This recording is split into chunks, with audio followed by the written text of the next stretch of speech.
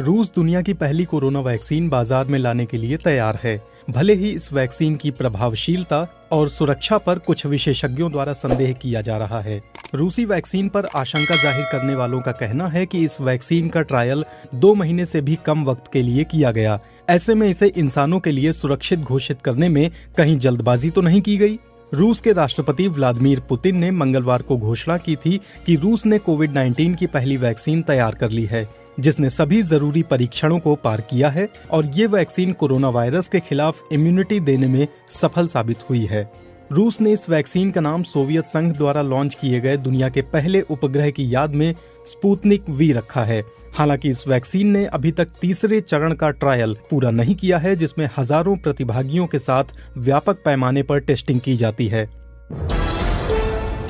विश्व स्वास्थ्य संगठन के अनुसार दुनिया भर में 200 से ज्यादा उम्मीदवार हैं जिन्होंने कोरोना वैक्सीन ट्रायल करने का दावा किया है और इनमें से करीब 24 ऐसे हैं जिनके वैक्सीन का इंसानों पर ट्रायल जारी है। नई वैक्सीन को पास होने के लिए सामान्य तौर पर 3 चरण के ट्रायल पूरे करने होते हैं।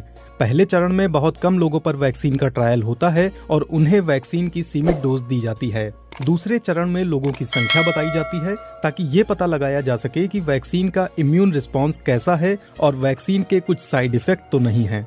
तीसरे और सबसे बड़े चरण में देखा जाता है कि वैक्सीन संक्रमित लोगों पर कितनी प्रभावशाली है। ये चरण महज औपचारिकता के तौर पर पूरा नहीं किया जा सकता, ये सबसे महत्वपूर्ण चरण है।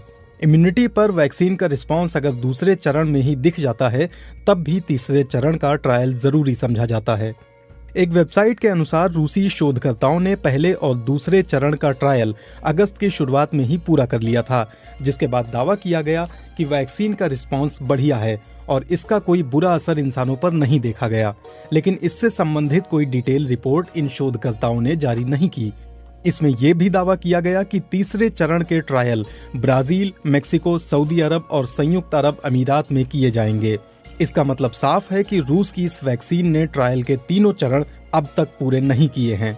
वैज्ञानिकों का कहना है कि पहले और दूसरे चरण की रिपोर्ट सार्वजनिक किए बिना ये दावा करना ठीक नहीं कि वैक्सीन इंसानों के लिए सुरक्षित है और तीसरे चरण का ट्रायल किए बिना ये दावा करना भी ठीक नहीं कि ये वैक्सीन काम करती है। एक और वो देश हैं जिनका मानना है कि रूस जल्दबाजी कर रहा है, वो सिर्फ दौड़ जीतना चाहता है, वो लोगों की सुरक्षा को दरकिनार कर वैक्सीन ला रहा है और वो बिना ट्रायल पूरा किए कैसे एक वैक्सीन को अनुमोदित कर सकता है।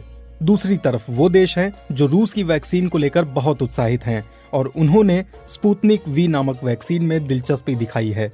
विश्व स्वास्थ्य संगठन ने कहा है कि वो रूसी वैक्सीन के क्लिनिकल ट्रायल्स की समीक्षा करना चाहेगा। दुनिया के अन्य देशों के विज्ञानियों ने ही नहीं बल्कि रूस के कुछ सम्मानित वैज्ञानिकों ने भी वैक्सीन विकसित होने की रफ्तार और पारदर्शिता की कमी पर सवाल खड़े किए हैं। उनका कहना है कि अगर ट्रायल पूरे किए बिना किसी भी वैक्सीन को बाजार में लाया गया तो मानव जाति पर इसके परिणाम बहुत गंभीर हो सकते हैं। इस बीच फिलीपींस ने योजना बनाई है कि वो अक्टूबर में वैक्सीन लानी शुरू करेगा। वहीं ब्राजीलियन टेक्नोलॉजी इंस्टीट्यूट ने कहा है कि वो 2021 की दूसरी छमाही में इस विवादास्पद वैक्सीन का उत्पादन शुरू कर सकता है, क्योंकि मॉस्को और उनके बीच इसे लेकर समझौता हुआ।